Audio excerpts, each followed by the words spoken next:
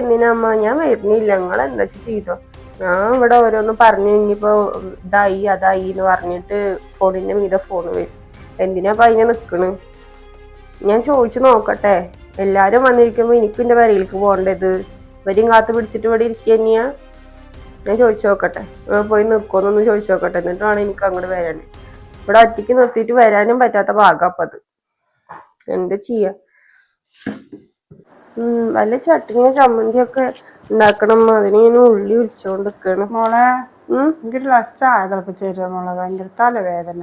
എന്ത് തലവേദന? അറിയില്ല, എനിക്ക് പെട്ടെന്ന് തലവേദന. ചായ ഉണ്ടാക്കി തരാം. ചായ അല്ലേ ഇപ്പൊ ഉണ്ടാക്കി തരാം, ഒരു മിനിറ്റ്. നിക്കേ, വർത്താനം പറയണ കണ്ടില്ലേ?